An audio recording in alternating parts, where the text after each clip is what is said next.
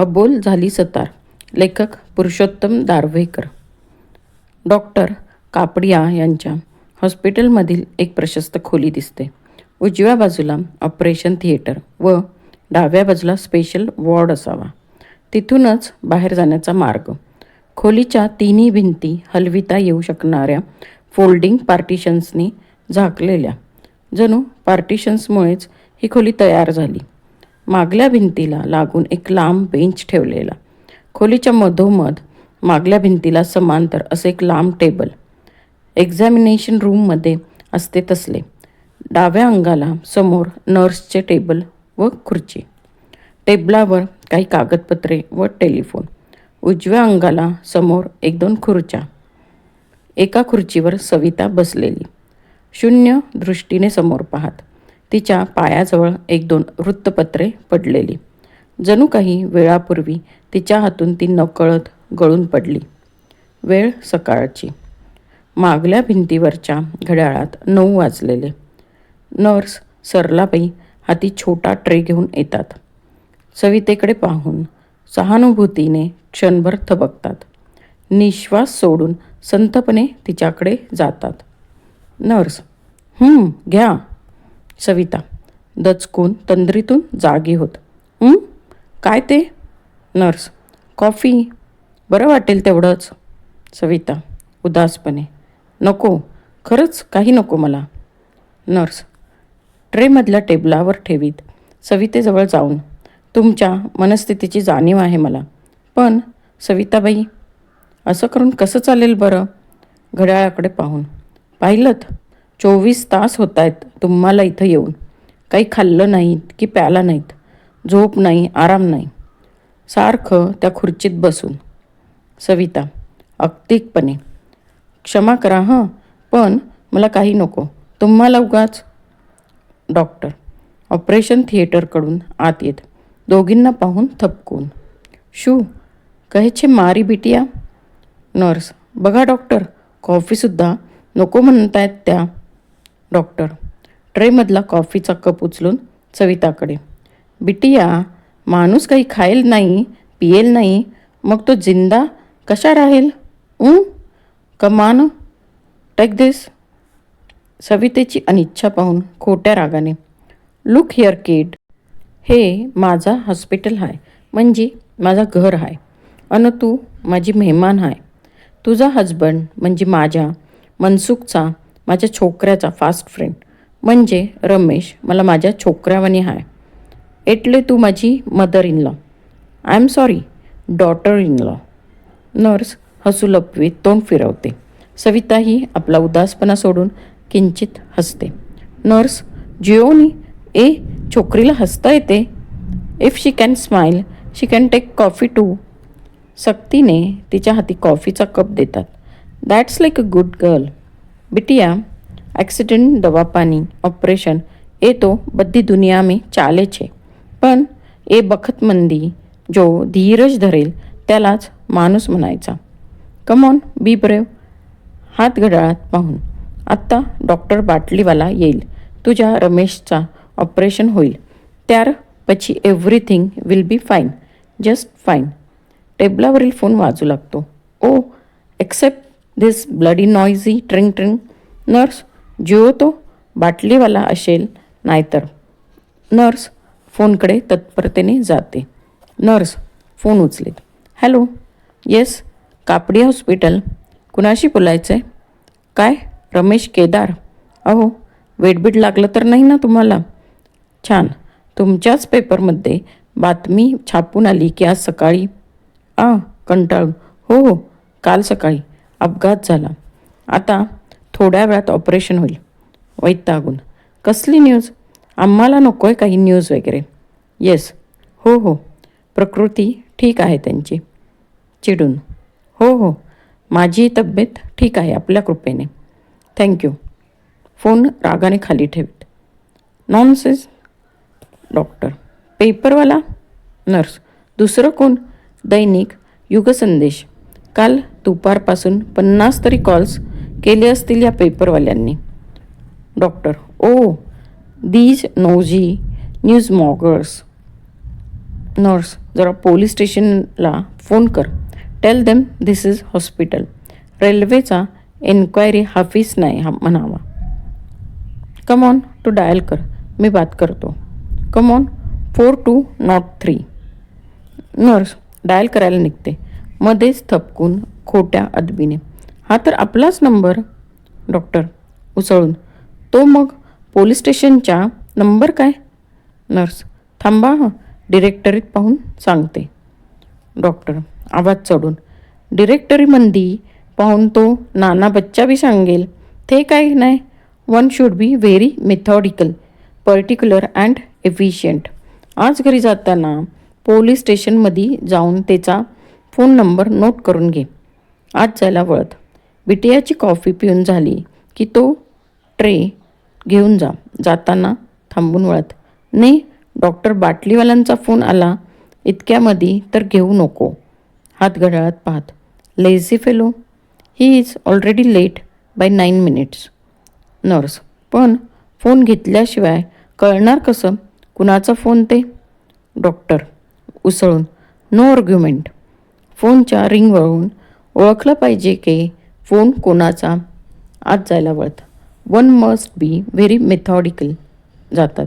Nurse पुटपुटत, particular and efficient. हसून, आमचे डॉक्टर म्हणजे डॉक्टर आहेत. इतक्यात बाहेरून आलेला अद्ययावत पोशाखातला एक तरुण दारातच थबकतो. त्याला पाहून सविता अस्वस्थ होते. नर्सची मात्र तिकडे पाठ असल्यामुळे ती आपल्याच नादात टेबलवरच्या ट्रेकडे वळते.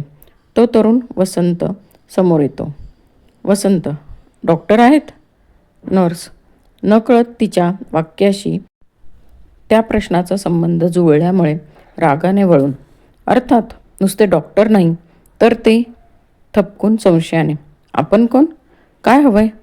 आधी इंटिमेशन न देता थेट ऑपरेशन थिएटरकडे येण्याचा. सविता, माझा भाऊ आहे तो.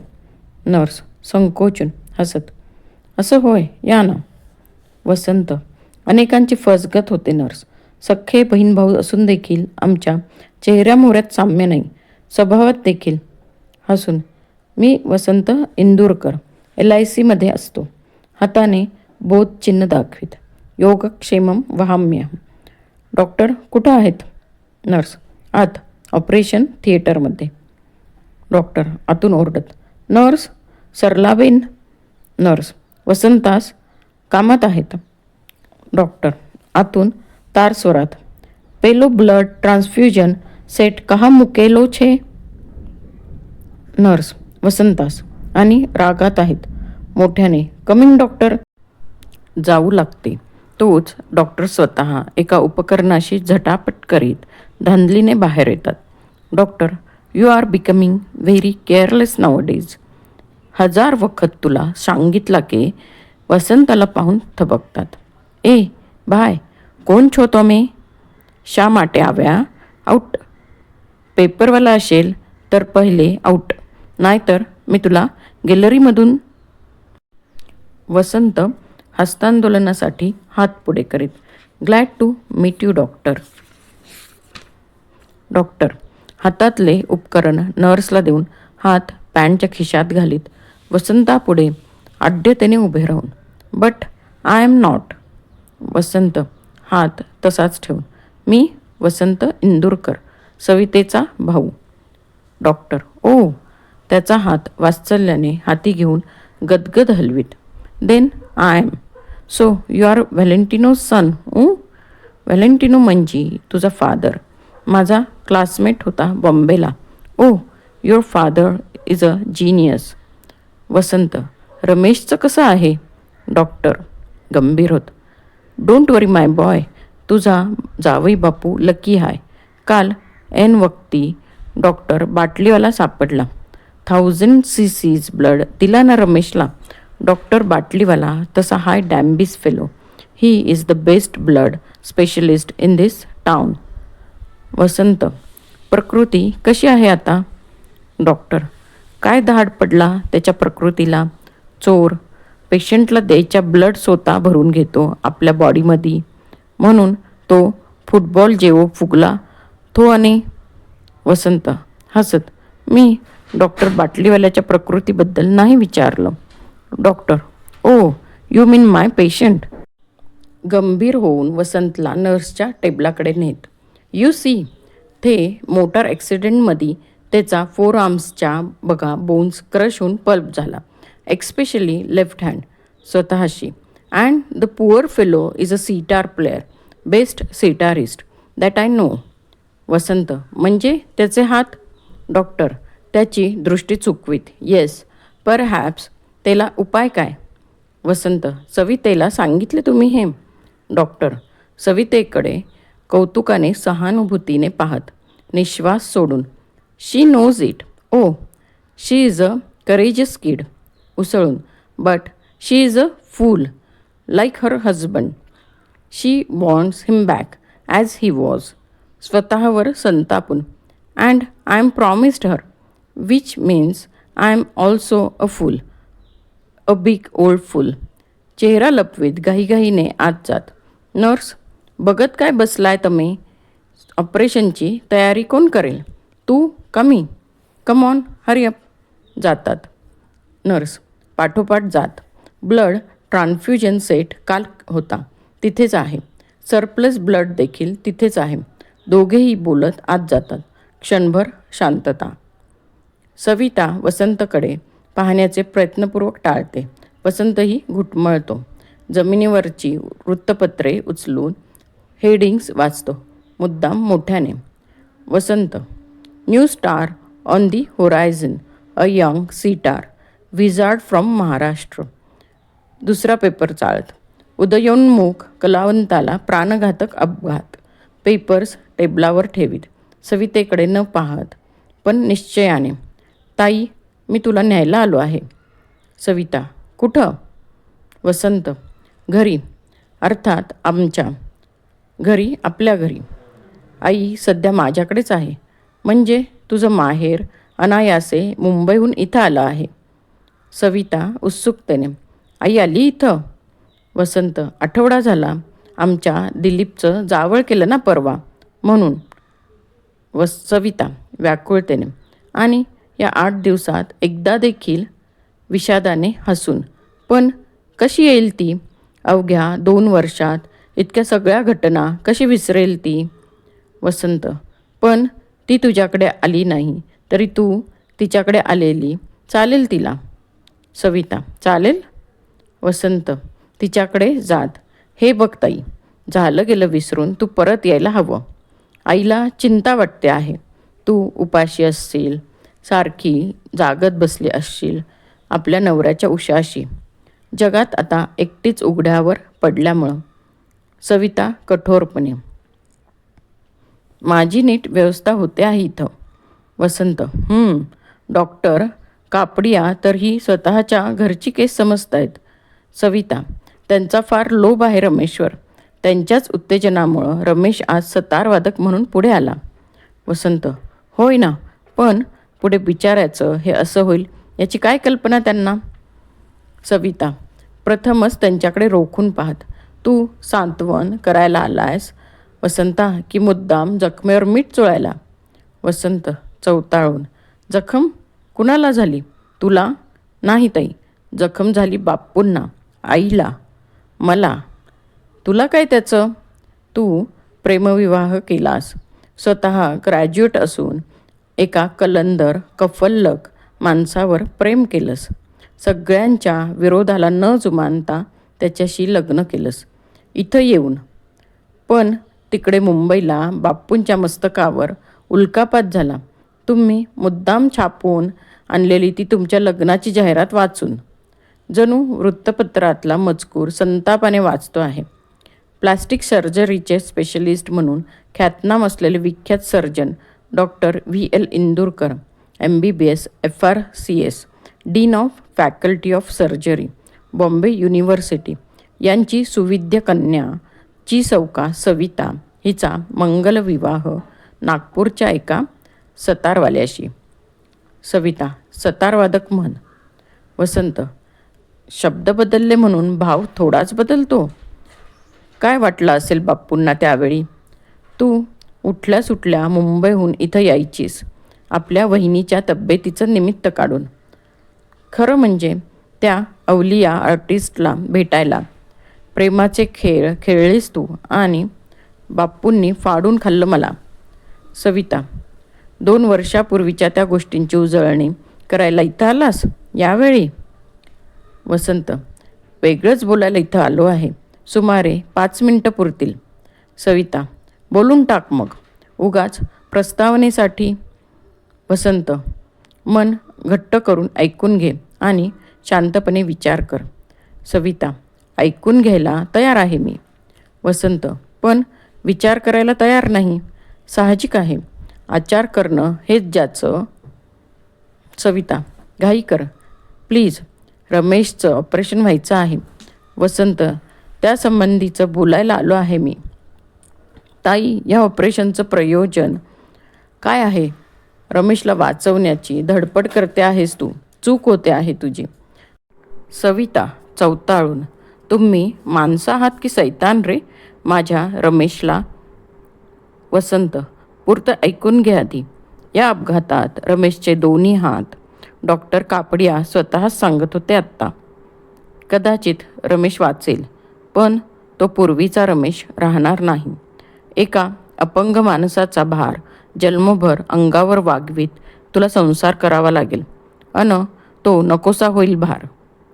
पातिव्रत्य, पतिप्रेम, त्याग, निष्ठा, 7 जन्मांचा सोबती ही भाषा बोलायला कथा कादंबऱ्यात वापरायला फार सोपी असते. पण हे लाईफ आहे ताई, रिअल लाईफ. रमेशशी लग्न करणं ही फार मोठी चूक होती तुझ्या आयुष्यातली. आता ईश्वर कृपेनं ती चूक दुरुस्त करण्याची संधी लाभली आहे तुला. शेवटची संधी. विचार कर, त्याला या अवस्थेत जिवंत ठेवणं म्हणजे त्यालाच मरणप्राय यातना देण्यासारखं होईल. सविता संतापावरीत थंडपणे, म्हणून त्याला इथंच सोडून माहेरी येऊ? वसंत, हो, तेही खरंच. माहेर, सासर या शब्दांना अर्थच नाही तुझ्या बाबतीत. तुझा जगावेगळा संसार पाहिलाय मी. राजा-राणीचा, एका खोलीतला कलात्मक संसार. त्यातली तुझी परवड पाहिली ना मी. रमेशला ना आगा ना पिछा, ना नातेवाईक, ना वडिलोपार्जित कमाई. बाकी देव खरंच दयाळू आहे. एक इन्शुरन्सचा माणूस बोलतोय हे. याबद्दल नवल वाटेल तुला, पण तुम्हाला या 2 वर्षात इश्यू झाला नाही हे एक प्रकारे. सविता, तुझं बोलणं झालं असेल तर जाऊ शकतोस तू. वसंत सामोपचाराच्या सुरात, ताई, अशी बुद्धीशी वैर करू नकोस. माझं ऐक. घरी चल, आपल्या माणसात चल. या 2 वर्षातल्या घटना म्हणजे एक स्वप्न समज, अशुभ स्वप्न. थोड्याच दिवसात सारं काही विसरून जाऊ आपण सारेच. सविता, आणि त्यानंतर? वसंत घुटमळत, त्यानंतर ऑफकोर्स तुला पटलं तर तुझ्या योग्यतेचा कुणी मुलगा पाहून. सविता चवताळून, चालता हो इथून. शरम नाही वाटत पाठच्या बहिणीला हे असलं सुचवताना? वसंत सर्द होऊन, तरीही चिकाटीने, easy, take it easy sister. हे हॉस्पिटल आहे, तुझं घर नव्हे किंवा माझंही. जरा तरी सभ्य माणसासारखं. सविता, होय, पण तसं सभ्य माणसाशीच वागावं, तुझ्यासारख्या उलट्या काळजाचे. वसंत, हो, काळजावरून आठवण झाली. लोक विचारतात, रमेशसारख्या हेल्दी तरुणाला असा अकस्मात अचानक अपघात झालाच कसा? सविता, अपघात अकस्मात अचानकच होतात, म्हणून तर त्यांना अपघात म्हणायचं. वसंत घाईने, तसं नव्हे, रमेशला बरंच कर्ज झालं आहे म्हणे. रात्रंदिवस सतारीचा नाद, विख्यात कलाकारांचे प्रोग्राम ऐकायला गावोगावी भटकणं पदरमोड करून. इकडे संसार मांडलेला, तुलाही नोकरी करू दिली नाही त्यानं, तेव्हा कर्ज होणं हे साहजिकच आहे. सविता, म्हणून त्यानं आत्महत्या करण्याचा प्रयत्न केला असं सुचवायचं आहे तुला? आत्तापर्यंत राग येत होता तुझ्या बोलण्याचा, पण आता कीव येऊ लागली आहे. वसंत जणू तिचे बोलणे ऐकलेच नाही. शिवाय विमा देखील काढला नव्हता त्यानं. अर्थात आर्टिस्ट लोक तुम्हाला असल्या क्षुद्र गोष्टींचं महत्त्व. वसंत, मला वाटतं 5 मिनटं झालीत. वसंत मख्खपणे हात घड्याळात पाहत, थँक्यू. एकच मुद्दा राहिला आता. तेवढा बोलून झाला की जातोच मी. थोड्याच वेळात आमच्या जावई बाप्पूंचं ऑपरेशन होणार. कोण करणार आहे? सविता, डॉक्टर कापड्या आणि डॉक्टर बाटलीवाला. का? वसंत सहज विचारलं. बापू म्हणत होते कुणी नसेल तर मी आहेच. सविता गोंधळून, बापू म्हणत होते म्हणजे बापूसाहेब इथं? वसंत, काल रात्रीच आलेले प्लेननं. मीच ट्रंक कॉल केला होता. सविता स्तंभित होऊन, ते स्वतःच रमेशचं ऑपरेशन करायला तयार आहेत? वसंत, भाग्य लागतं पेशंटचं त्यांच्यासारखा सर्जन लाभायला. सविता हळूहळू हसू लागते. हिस्टेरिक प्रकारचं बेसूर हसणे. भाग्य? वसंत, ताई अशी हसू नकोस वेड्यासारखी. मला सविता एकाएकी हसणे थांबवून तुटकपणे, भीती वाटू लागली. दुसऱ्याला मुद्दाम भिवविणारी माणसं बहुधा स्वतः भित्री असतात. जा तू वसंता, घरी जा. आईला सांग हे ऑपरेशन आटोपल्यावर मला कुणाच्या तरी कुशीत डोकं खुपसून मनसोक्त रडावंसं वाटलं तर अवश्य येईन मी. बापू साहेबांनाच म्हणावं, तुमच्यासारख्या बड्या सर्जनची फी परवडणार नाही आम्हाला. गरीब माणसं आहोत आम्ही. वसंत, बापूसाहेब फुकट करतील हे ऑपरेशन. सविता पुन्हा पूर्वीसारखी हसत, फुकट? छे, फार मोठी किंमत घेतील ते न मागता. गंभीर होतं. जा तू. वहिनी वाट पाहत असेल घरी. आई देखील. वसंत जायला वळत, काय सांगू मग आईला तुझ्या येण्याबद्दल? सविता, तिला सांग आमचा पुढला प्रोग्राम सारा ठरून गेलाय आधीच. रमेश बरा झाल्यावर आम्ही दिल्लीला जाणार आहोत. रमेशला तिथल्या म्युझिक अकॅडमीमध्ये नोकरी मिळणार आहे. वसंत, कशाची? सतारवादकाची? या ऑपरेशननंतर? सविता सारा संयम सुटून संतापाने थरथरत, चालता हो इथून, नाहीतर मी. ओरडून, डॉक्टर नर्स. वसंत चडफडत त्वरेने बाहेर निघून जातो. डॉक्टर व नर्स घाईघाईने आतून येतात. सवितेकडे जातात. नर्स तिला सावरून खुर्चीकडे नेऊ लागतात. तोच तिकडे टेबलावरचा फोन खणखणू लागतो. डॉक्टर, शू थयू बिटिया? काय झाला? सविता स्वतःला सावरीत, काही नाही, तो फोन म्हणून मी तुम्हाला. डॉक्टर व नर्स साभिप्राय परस्परांकडे पाहतात. डॉक्टर, फोन आशी माथाची छे. आ तो પોતે ચૂપ બેસે તો નથી ને બીજાને આરામ લેવા દેતો નથી. ગુસ્સાતच फोन उचलीत, hello, yes. Doctor Kapadia, yes, he is very busy. मोठा बाई, मी स्वतः सांगतो, ही इज व्हेरी थपकून. वेट, शू कहू? लहान पोराच्या उत्साहाने आनंदाने, ओहो, व्हॅलेंटिनो. सविता व्हॅलेंटिनो या शब्दामुळे दचकते. सावधपणे ऐकू लागते. अरे भाई, तम्ही क्यारे आवा? नाही, मी म्हटला तुमच्यावानी एवढा मोठा सर्जन बंबई सोडून आमच्या गामड्यामध्ये कशा आला? But anyway, very glad to meet you sir, even on the phone. हा. अरे भाय, आम्ही कसा विसरेल. Yes, 1925 to 30, room number 36. गईवरून, oh those good old golden 6 years. हे तुमचा व्हॅलेंटिनो नाम तो आम्हीच पाडला होता.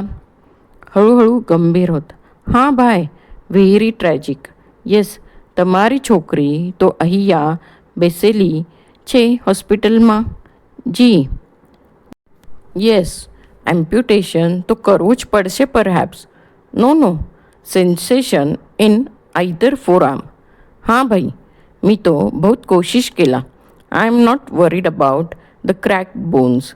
But ji, yes, I must hurry before it is too late. आश्चर्याने, आनंदाने, शू कहूँ? You yourself? Really? Oh no. क्यों शर्मिंदा करता भाई? हॉस्पिटल तो तुम्हाराच है. घाई घाई ने, एम करोनी, I am coming there. Please wait for me. Thanks. Phone ठेवून उत्साहाने, ए नर्स, पाहत काय बसला तुम्ही? होल इंडियामध्ये ज्याचा नाम आहे असा सर्जन आपल्या थिएटरमध्ये ऑपरेट करणार आहे आज. अत्यारे कमॉन हरिअप. वॉर्ड बॉयला सांग व्हील स्ट्रेचर तयार राखजो. पेशंटला रेडी ठेवतो. भोला सिंग, गाडी निकाल जल्दी. जायला वळतात. सविता कठोर निर्धाराने, डॉक्टर. डॉक्टर थांबून वळत, येस बिटिया. सविता, केस तुमच्या हाती दिली आहे. तुम्ही सर्जन आहात. ऑपरेशन तुम्हीच करायला हवं, नाहीतर मला रमेशला हलवावं लागेल इथून. डॉक्टर गोंधळून, बिटिया, doctor Indurkar is coming, your father. Savita, म्हणूनच म्हणते मी. डॉक्टर स्तंभित होऊन, आर यू मॅड? तुमचे बाप लेकीचे रिलेशन्स कार्डियल नाही ए तो मी पण जाणतो, but this is a serious matter. कठोर होत, remember, he is a doctor, out and out. Every inch a doctor. पुटपुटत बाहेर जाऊ लागतात. Mad, childish. जातात. ते गेल्यावर नर्स सवितेजवळ जाऊन तिच्या खांद्यावर थोपटीत धीर देते. नर्स, डॉक्टर इंदूरकर म्हणजे तुमचे वडील? सविता, नर्स, नामांकित सर्जन आहेत म्हणे.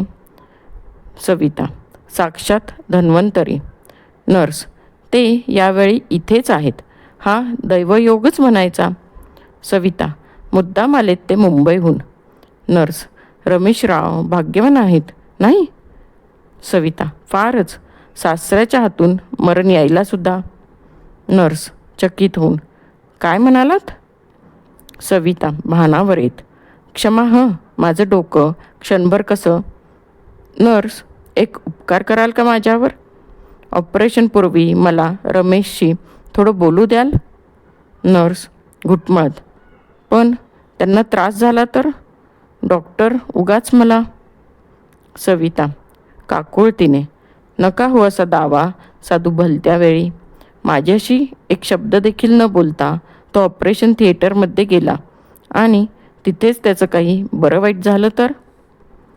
नर्स किंचित रोषाने, हे काय भलतंच सविताबाई. वळून जाऊ लागते.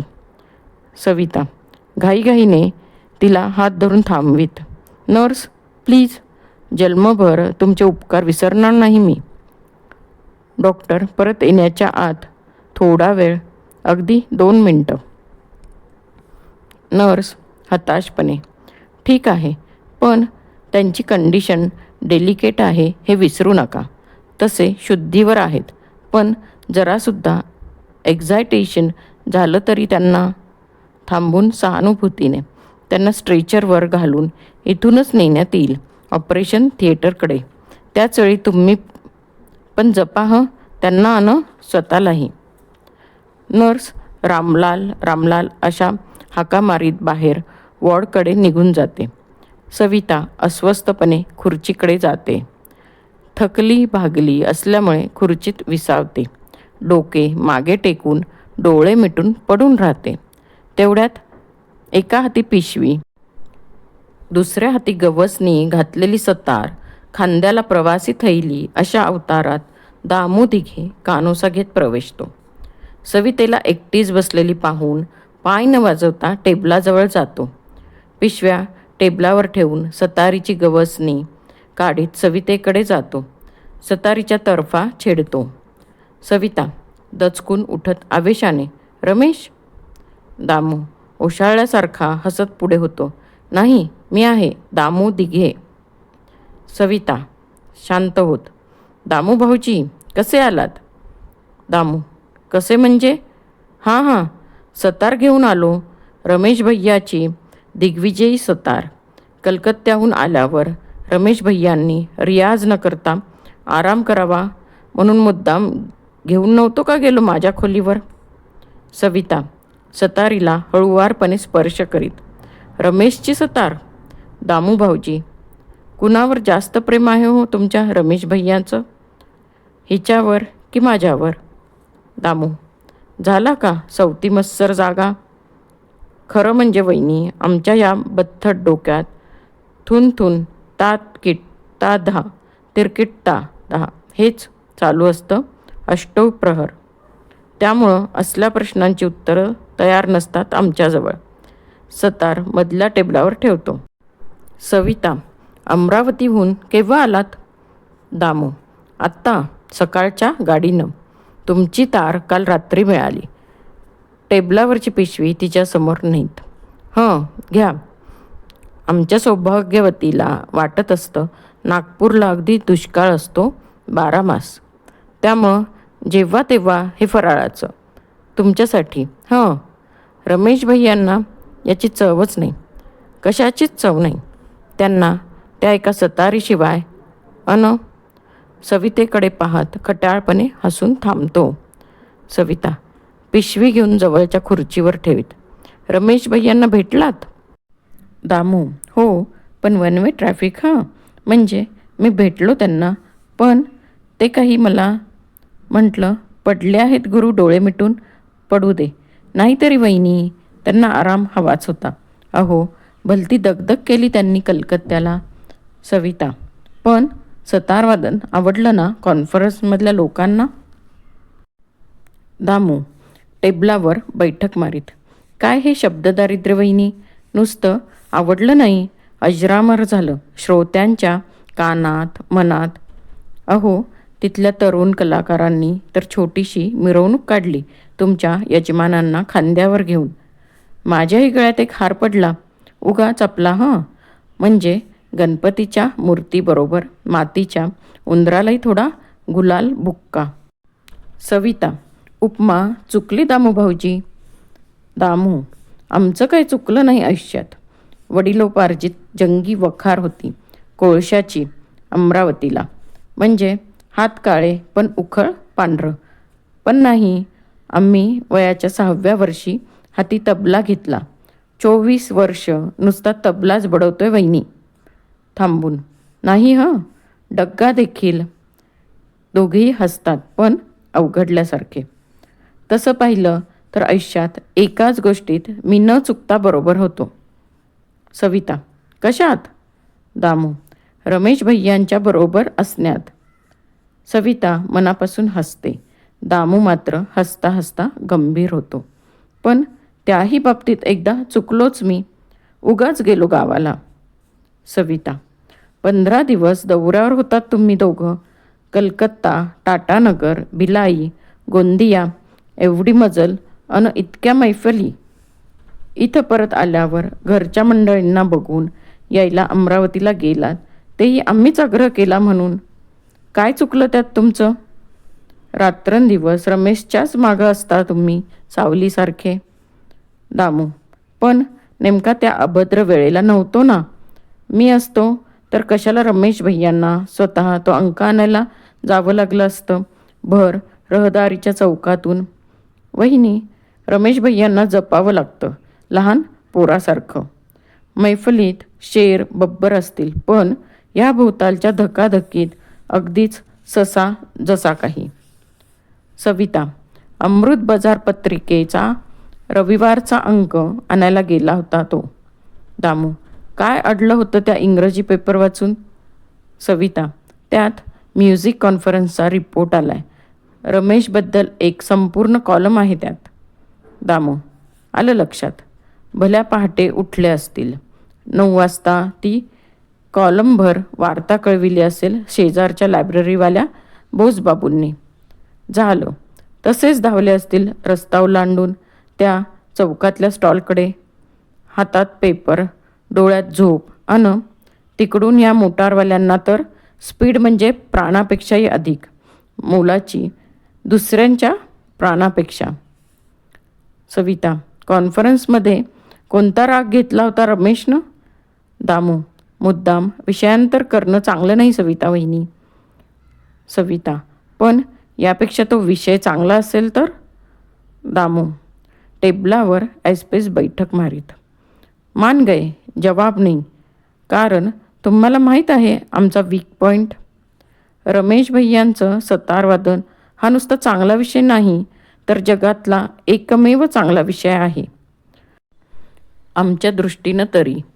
वहिनी, तुम्ही दोघं घरी आल्यावर खूप खूप बोलायचं आहे.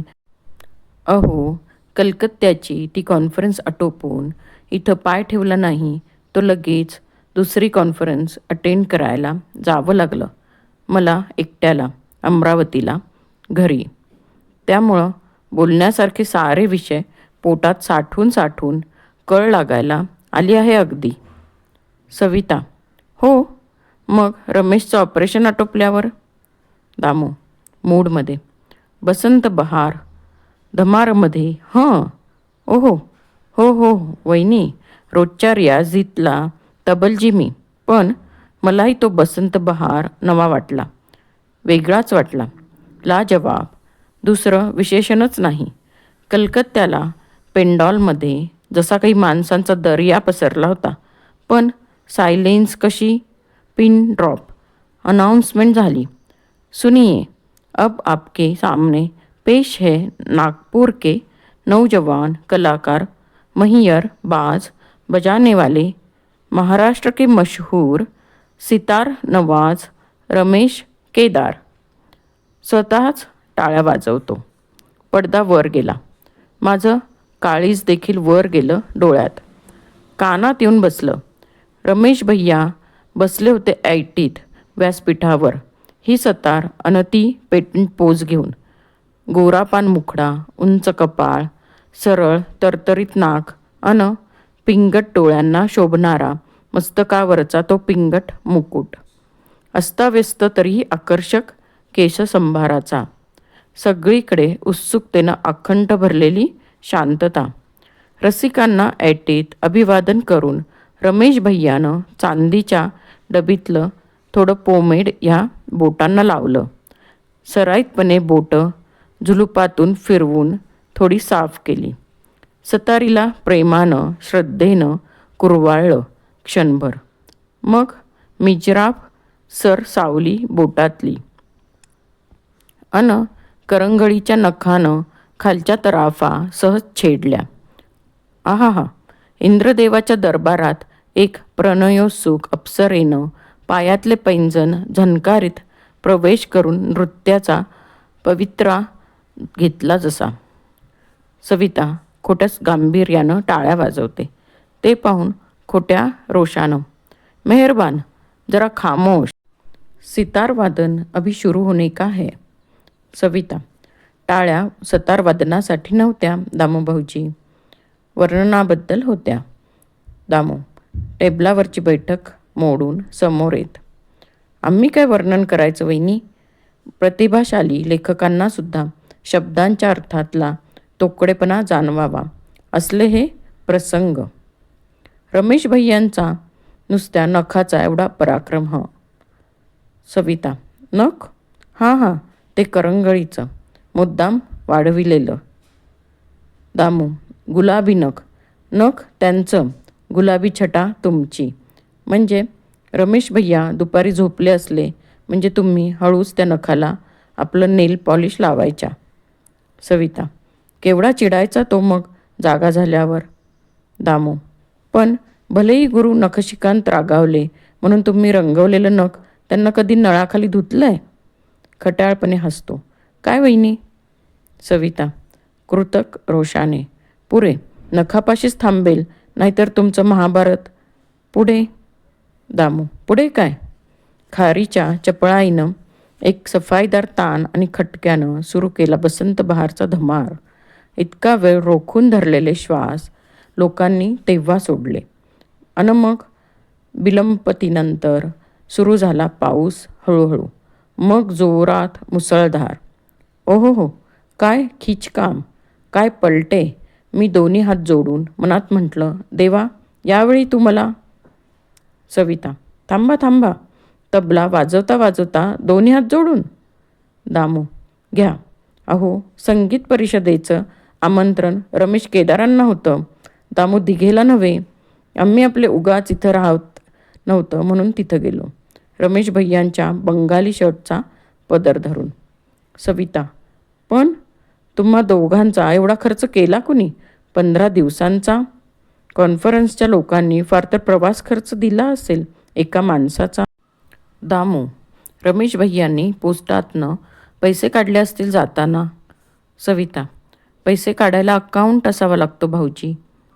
दामू, रमेश भैयाचे हात म्हणजे कलावंतांचे हात, पैशाला काय तोटा.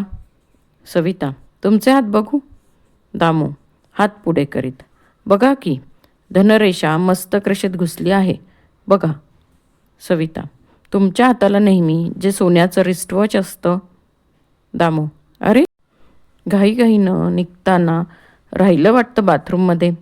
अमरावतीलाच. जाऊ द्या. तर वहिनी, तबल्यावर कोण होतं म्हणून विचारा साथीला. सविता, मुद्दाम विषयांतर चांगलं नाही दामू भाऊजी. दामू, पण यापेक्षा तो विषय चांगला असेल तर. सविता हसून, बरं बाई, कबूल, पराजय. हं, सांगा कोण होतं साथीला. दामू, लखनौचे कुणी मिया अस्ताफ हुसेन. म्हातारा मिशीला पीळ घालीत असा काही टेचात बसला होता, रमेश भैयांच्या राजबिंडेपणाकडे रोखून पाहत. देखो तो ये आजकाल के मासूम लोंडे क्या बजाते हैं. अरे, बरीली की फौलादी तार सीधी मध्यम से षड्ज तक खींचना कोई बच्चों का खेल नहीं मामू. पण वहिनी, त्याचे ते पोटातून ओठावर आलेले शब्द बहुतेक मिशीतच अडकून पडले असतील, कारण रमेश भैयांनी बिजलीसारखी ताण घेऊन घटक्यासरशी धमारचं वजन दाखवलं खरं, पण लय अशी जाम गाडून धरली की बिचारे मियाजी अर्धा तास नुसतं कधीट धिड्डा गाठीत तिट्टा करीत राहिले. शेवटी रहेम खाल्ला रमेश भैयांनी आणि सुरू केली गत. मग खुशीत आले गडी. दोघेही भिडले एकमेकांशी, झुंजार योद्धे. ओहो हो, पाऊस, मेघगर्जना, लखलखाट, कडकडाट, मध्येच रिमझिम. पुन्हा आठवून, बरं का वहिनी, माझ्या शेजारचा एक आंधळा बिनवादक तर देहभान विसरून उठला अन हात चुमलू उसके हात चुमलू करीत स्टेजकडे निघाला तिरपा तिरपा. वाटेत भिंत आली आडवी. बोलता बोलता आंधळ्याचा अभिनय करीत भिंतीकडे जातो, तिथेच थबकतो. सविता, आणि मग. दामू चेहरा लपवीत, आणि मग मग भिंतीच्या आधारे तोंड लपून रडू लागतो. हुंदके आवरण्याचा निष्फळ प्रयत्न करू लागतो. सविता क्षणभर गोंधळून जाते. मग सारा प्रकार लक्षात येऊन त्याच्याजवळ जाऊन पाठीवर हात फिरवू लागते. वहिनी, काय हो हे? कसं झालं? का होऊ दिलं तुम्ही? रमेश भैयांचे हात. सविता अश्रू आवरीत, केव्हा कळलं तुम्हाला हे? दामू स्पुंदत, येताना वाटेत तुमचे भाऊ भेटले. एरवी ओळखसुद्धा दाखवीत नाहीत, पण मुद्दाम थांबून मला सगळं ऐकवलं त्यांनी. मला खरं वाटलं नाही. तुम्हाला स्वस्त बसलेलं पाहिलं तेव्हा तर निश्चिंत झालो मी क्षणभर. पण तुम्ही सतारीचा झंकार ऐकताच जीवाच्या आकांतानं रमेश म्हणून हाक मारली. त्याच क्षणी खात्री झाली की ऐकलं ते सगळं खरं आहे. पण तुमची बरोबरी करणं. तोंड लपवितो. सविता त्याचा खांदा थोपटीत, भाऊजी, धीर तुम्ही मला द्यायचा की मी? दामू आवेगानं जायला वळत, नाही वहिनी, आता क्षणभरसुद्धा इथं थांबण्याचा धीर उरला नाही. घाईघाईने प्रवासी पिशवी उचलून जाऊ लागतो. ती सतार इथं असू द्या कायमची. जाताना थांबतो, वळतो. एक वेडी विनंती आहे, ऐकाल? रमेश भैयांना वाचविण्याची धडपड करू नका. त्यांना जाऊ द्या शांतपणे झोपेतच. नाहीतर उद्या शुद्धीवर आल्यावर आपले दोन्ही हात निकामी झालेले पाहून हंबरडा फोडतील ते. त्या सतारीकडे पाहून आक्रोश करीत म्हणतील, माझ्यावर प्रेम करणाऱ्यांनीच अखेर विश्वासघात केला माझा. विश्वासघात, विश्वासघात. अश्रू लपवीत घाईघाईने निघून जातो. सविता खुर्चीचा आधार घेत दातांनी ओठ दाबीत डोळे मिटून निश्चल उभी. नर्स बाहेरून आत येते, मागे पाहत पाहत गोंधळलेली. नर्स, कोण गेला आत्ता इथून? सविता, आमचा एक मित्र. नर्स, वेडाच दिसतोय. सविता, नाहीतर काय, वेड्यासारखं प्रेम करतो वेड्या लोकांवर. नर्स, अर्थ न कळल्यामुळे सवितेकडे साभिप्राय सहानुभूतीने पाहत. बरं, तयार आहात ना तुम्ही? रमेशरावांना स्ट्रेचरवर ठेवलं आहे. रामलाल स्ट्रेचर आणील. आता डॉक्टर येण्याच्या आत तुम्ही, पण अगदी थोडा वेळ हं. सविता अश्रू लपवीत, तुम्ही निश्चिंत असा त्याबद्दल. नर्स साशंकपणे घुटमळत परत बाहेर जाते. सविता हळूहळू टेबलावरच्या सतारीजवळ जाते. हळुवारपणे तारांना स्पर्श करते. मग एकाएकी कठोर होत. तू तर रमेशची सखी, त्याची लाडकी सतार, माझी सवत. मग का अशी तिरायतासारखी निर्विकार बसलीस? अगं, तुला प्रेमानं श्रद्धेनं कुरवाळणारे ते हात लवकरच निष्प्राण होऊन दचकते. छे छे, तसं होणार नाही. मी होऊ देणार नाही. संशयात पडून, पण मग माझा रमेश दूर गेला तर? कायमचा? बसलीस काय अशी मुखस्तंभासारखी? बोल ना काहीतरी. का अशी अबोल का झालीस? जन्माचा दावा साधून बोल, बोल. आवेगाच्या भरात सतारीच्या तारांवर तिच्या बोटांचा आघात होऊन झंकार उठतो. पार्श्वभूमीत आणखी एक झंकार ऐकू येतो, प्रतिध्वनीसारखा. एकाएकी कुठून तरी सतारवादन ऐकू येऊ लागते. नेमका बसंत बहार सुरू होतो. द्रुत लयीत रंगभूमीवरची प्रकाश योजना झपाट्याने बदलू लागते. सारा प्रकाश मंद मंद होत काळोख होऊ लागतो. कोणीतरी तरुणीचे सुरेल हसणे ऐकू येऊ लागते. टेबलावरच्या सतारीवर निळसर प्रकाश झोत पडून तो क्रमाक्रमाने प्रखर होत जाऊन नेमक्या तेवढ्याच भागात प्रकाश वर्तुळ स्थिर होते. बाकी सर्वत्र काळोख. त्या काळोखातून मागून कुठून तरी एक नर्तकी प्रवेशते. प्रथम तिचे पैंजण ऐकू येतात, नंतर तिचे दर्शन. फुलाफुलांनी सजलेली एक सुंदर नाजूक तरुणी, मात्र कठोर भासणारी. हसत गात पैंजण झणकारीत ती प्रकाशवर्तुळाकडे येऊ लागते. नर्तकी, वसंतात नवबहार लुटता मध्येच तुटली तार. आज का बोल झाली सतार? ती सवितेसमोर येताच दोघीही एकमेकींना न्याहाळीत स्तब्ध राहतात. सतारवादन थांबते. सविता, कोण तू? कशाला आलीस? नर्तकी, दिलेलं परत न्यायला आली. प्रयोजन संपलं म्हणून. सविता, काय दिलं होतंस? नर्तकी, सूर दिले होते. ह्या सतारीला 7 शुद्ध, 5 तीव्र, कोमल, 12 सूर, श्रुती देखील. सविता, नाव काय तुझं? नर्तकी, काय उपयोग सांगून? फार थोडे लोक ओळखतात मला. सविता, तुला कुठंतरी पाहिल्यासारखं वाटतंय. नर्तकी हसत, तरीही सारे असंच म्हणतात मला पाहून. दे ती सतार इकडे. सविता, ही सतार नेणार तू की नुसते सूर? नर्तकी, ते तूच ठरवायचं. तूच सांग काय नेऊ, नुसती निर्जीव सतार की तिचे सजीव सूर? सविता व्याकुळतेने, मला दोन्हीही हवं. नर्तकी, ते शक्य नसलं तर? सविता आवाहनपूर्वक, का शक्य नाही? नर्तकी, ईश्वराची इच्छा. तुम्ही माणसं म्हणजे खेळणीच नाही का त्याच्या हातातली? सविता, तू माणूस नाहीस? नर्तकी छद्मीपणे हसत, बाई माणूस देखील नाही. सविता, मग काय अधिकार आहे तुला असा? नर्तकी, अधिकार? माझा अधिकार? तुझ्या रमेशला विचार. माझ्यावर प्रेम आहे त्याचं. सविता: आणि तुझं? नर्तकी क्षणभर गंभीर होत: आम्ही कुणावरही प्रेम करीत नसतो. सविता अधिक्षेपाने: कारण प्रेम करताच येत नाही तुम्हाला. प्रेम करायला माणूस कुठं आहेस तू? आलं लक्षात. तुझी ओळख हळूहळू.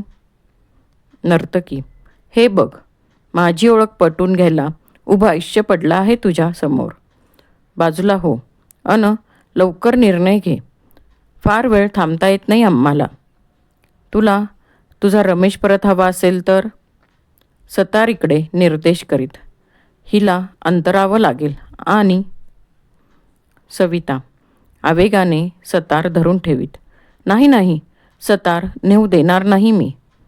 नर्तकी हसत: काय करशील या सतारीचं? सविता: माझा रमेश बरा झाल्यावर. पण रमेश यापुढं? अवसान गळून खचल्यामुळे नको ग असला अवघड प्रश्न विचारू. नर्तकी: अवघड तर आहेच, पण तुझ्या आंधळेपणामुळं जास्त अवघड करून घेते आहेस तू. दूर सतारीचा झंकार. तो ऐकून दचकते. घाई कर, दे ती सतारीकडे.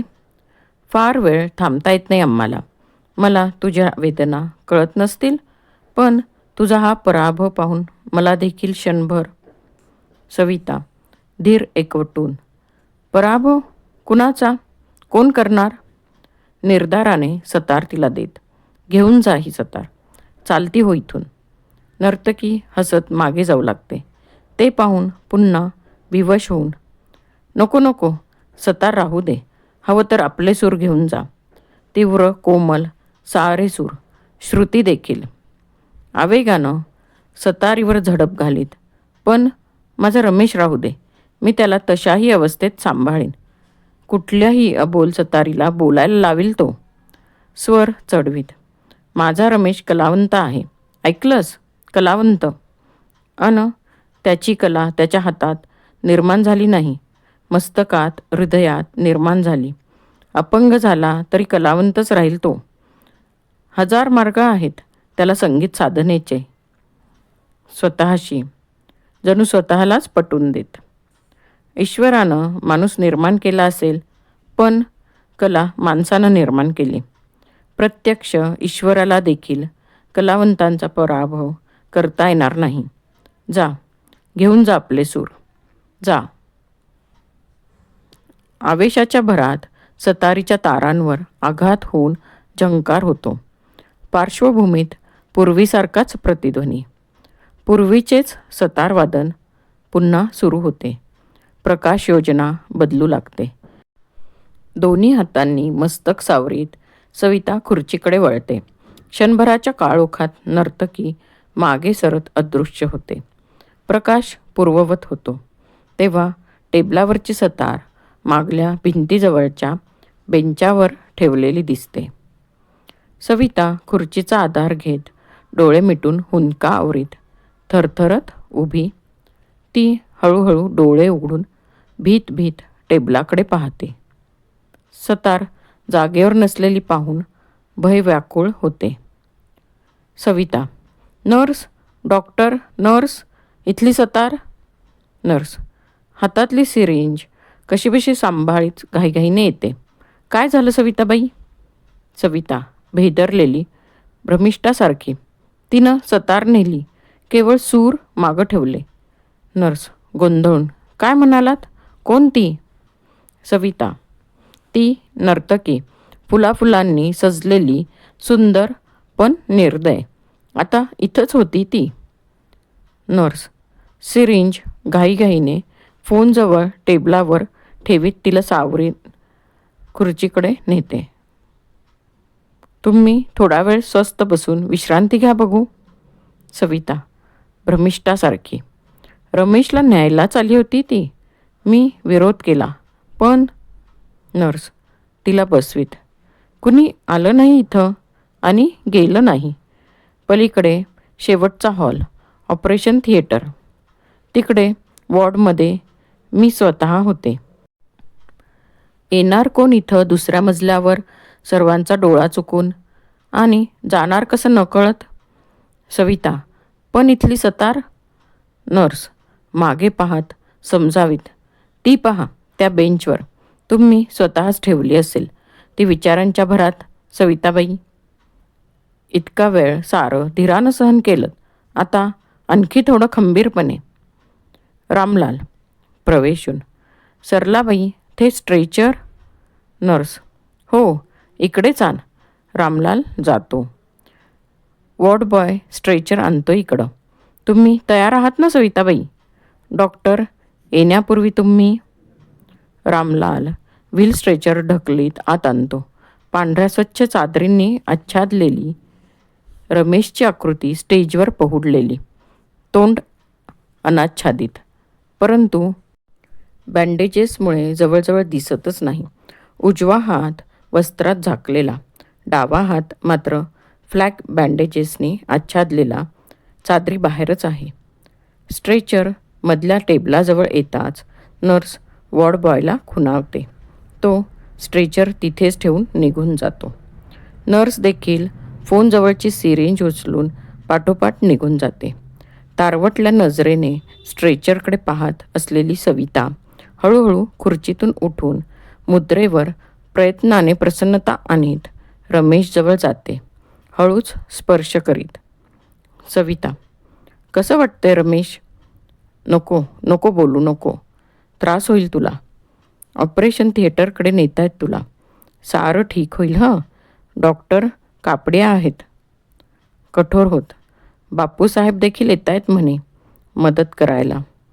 पण चिंता करू नकोस, मी हात लावून देणार नाही त्यांना तुझ्या हाताला. डॉक्टर कापडी यांनी विरोध केला तरी ऑपरेशनच्या वेळी तुझ्या शेजारीच उभी राहीन मी. अवसान खचून आगतिक होत. रमेश, का असा अघोरी खेळ खेळलास स्वतःच्या जीवाशी अन माझ्याशी? तू आग्रह केलास म्हणून तर उभी होते मी गॅलरीत. तुला आवडणारी, तू मुद्दाम कलकत्त्याहून आणलेली इंद्रधनुष्याची साडी नेसून. मी नको म्हणत असता तू धावत गेलास रस्ता ओलांडून ते वर्तमानपत्र आणायला. स्टॉलवर अंक घेतलास, तिथंच घाईघाईनं चाळू लागलास. मजकूर सापडताच मला तिथूनच दाखवू लागलास. इतक्या दुरून वेड्यासारखा. अन दुसऱ्याच क्षणी एकाएकी धावत सुटलास माझ्याकडे यायला. तो अंक हाती उंच धरून फडकावीत, एखाद्या विजयी निशाणासारखा. पण तितक्यात तिकडून पुन्हा तोच आघात जणू दुसऱ्यांदा अनुभवते. आई ग, स्ट्रेचरचा आधार घेऊन मस्तक विसावते. इतक्यात विमनस्क अवस्थेत दामू प्रवेशतो. समोरचे दृश्य पाहून दुःखावेगात परत फिरू लागतो. त्याची चाहूल सवितेला लागते. दचकून वर पाहत, कोण? दामू भाऊजी? दामू तुटकपणे, हो, सतार न्यायला आलो होतो. रमेश भैयाची आठवण सदैव जवळ असावी म्हणून. परत जात होतो, वाटेत कळलं तुमच्या भावाकडून. हॉस्पिटलच्या दाराशी उभेच आहेत ते वाट पाहत. बहुतेक तुमच्या वडिलांची. बापूसाहेब ऑपरेशन करणार म्हणून कळलं. तेव्हा वाटलं. हळूहळू बेंचकडे जाऊन सतार उचलतो. सविता निर्विकारपणे, काय वाटलं? टेबलावरची गवसणीही घेतो. दामू अडखळत, रमेश भैयांचं एकदा दर्शन, कदाचित अखेरचं. ते शुद्धीवर असतील तर त्यांनाही त्यांच्या लाडक्या सतारीची उष्ट भेट. सविता त्याच्या हातून सतार घेऊन ती रमेश पुढे नेत. रमेश, बघितलंस? सतार, तुझी सतार. ओळखलीस? बघून घे, कारण कदाचित.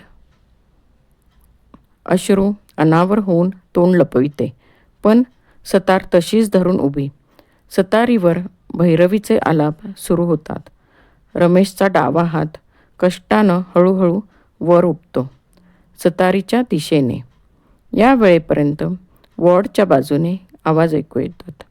Doctor Kapadia surgeon Indurkar. Nurse प्रवेशतात.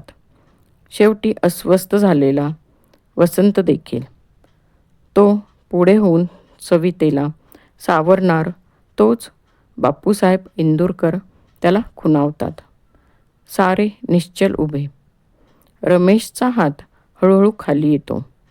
Damu अवाक होऊन त्या हाताकडे निश्चलपणे पाहत उभा. दामू अवंडा गिळून, मला वाटतं रमेश भैयांना काहीतरी बोलावंसं वाटतंय.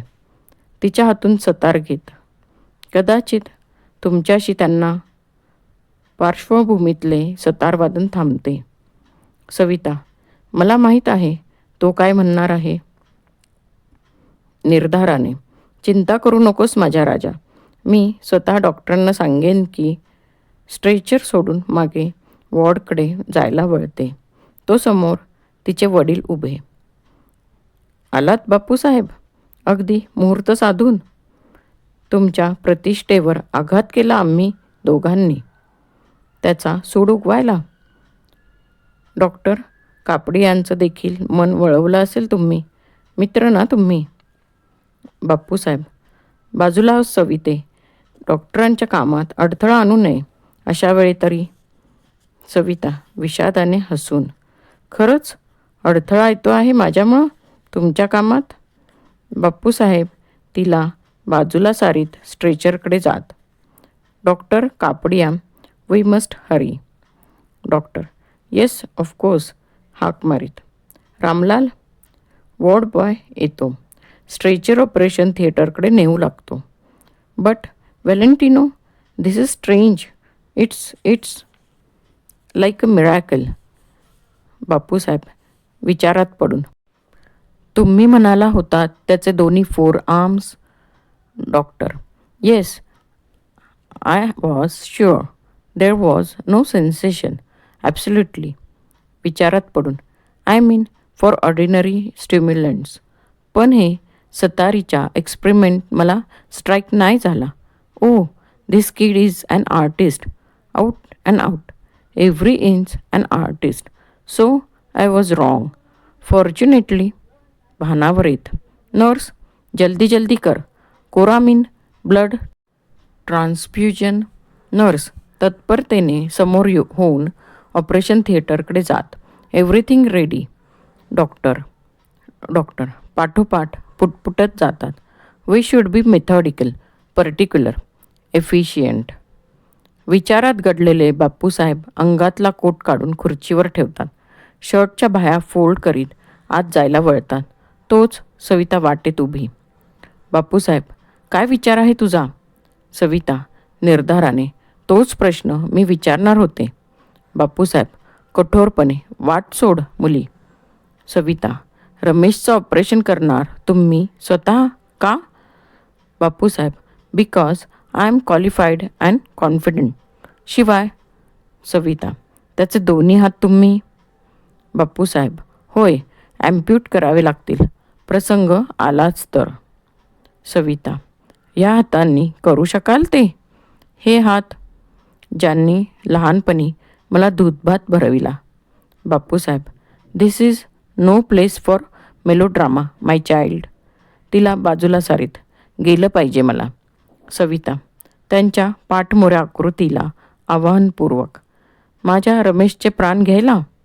बापूसाहेब थबकतात, संतापून वळतात, परंतु संयम राखून. सविते, मी एक डॉक्टर आहे अन हे हॉस्पिटल आहे. तिथं एक पेशंट माझी वाट पाहतो आहे. माझा जावई नव्हे, मृत्यूशी झगडणारा एक जीव, एक माणूस. सविता, साधा माणूस नाही, तो एक कलावंत आहे. त्याचे हात म्हणजे त्याचा प्राण आहे. पण तुम्हाला त्याच्याबद्दल तिरस्कार वाटतो. त्यामुळं तुम्ही या संधीचा फायदा घेऊन. बापूसाहेब आवाज चढवीत, काय म्हणालीस. वयानं वाढली असलीस तरी तुझ्या श्रीमुखात देण्याचा अधिकार आहे मला. मृत्यूला आवाहन देऊन माणसं जगवायची धडपड करायला डॉक्टर होतो माणूस, माणसं मारायला नव्हे. सविता, पण रमेश या ऑपरेशनमधून सुखरूप बाहेर पडू नये एवढ्यासाठीच तुम्ही. बापूसाहेब, वसंता बोललेला दिसतो तुझ्याशी ह्या विषयावर. वसंत हातातली सिगारेट गोंधळून विझवीत, चेहरा चुकवीत बेंचकडे जातो. त्याच्याकडे रोखून पाहत, वसंताला आज ओळखतेस तू? स्वतःचे विचार इतरांच्या नावावर खपवण्याची त्याची सवय नव्यानंच कळते तुला. तुझ्या लग्नाला विरोध होता माझा. होय, पण त्याचं इथं काय संबंध? सविता गोंधळून वसंताकडे पाहत, वसंत, मगा काय म्हणालास तू? बापूसाहेब, असल्या प्रश्नांची उत्तरे द्यायला वेळ नसेल जास्त त्याला. सविता अपराधी वृत्तीने, क्षमा करा बापूसाहेब मला, मी वेड्यासारखी तुम्हाला. पण माझा रमेश वाचेल यातून? बापूसाहेब, ऑफकोर्स. सविता, आणि त्याचे हात? Bapusaheb, there I am worried. मगाशी त्या सतारीला पाहून चेतना नसलेला त्याचा हात वर उचलू शकला तो. There is some sensation, there is some hope, at least I feel so. Savita गहीवरून, खरंच खरंच बापूसाहेब? बापूसाहेब, मुंबईला इतक्यातच 1-2 ऑपरेशन्स केलीत आम्ही याच नेचरची. But I can't promise you dear. Let me try. Let's hope for the best and be prepared for the worst.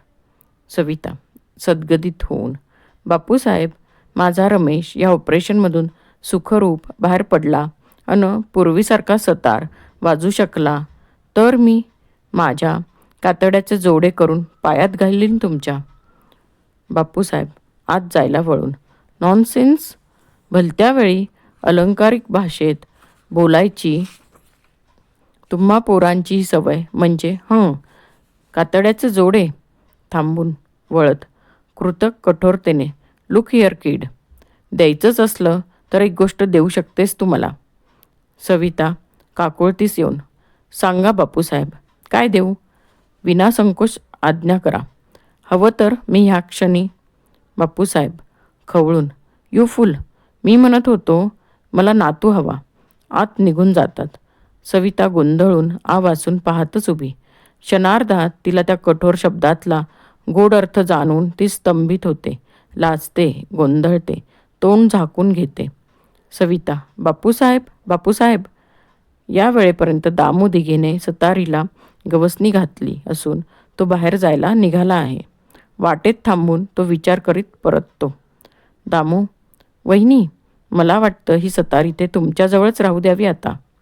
Savita वात्सल्याने ती सतार जवळ घेत, होय दामू भाऊजी, तिला माझ्याजवळच राहावं लागेल. थांबावं लागेल काही दिवस, कदाचित काही वर्ष. वाट पाहत त्या हाताची, तेच हात किंवा दुसरे चिमुकले, जे ह्या अबोल सतारीला पुन्हा बोलायला लावू शकतील कधीतरी. सतारीवर वसंत बहार चालू होतो. ती डोळे मिटून त्या सतारीला जणू आपले अपत्य समजून जोजवीत राहते. दामू साश्रुनयन ते दृश्य पाहत उभा. वसंत बेंचवर स्वस्थ बसलेला. हळूहळू पडदा पडतो.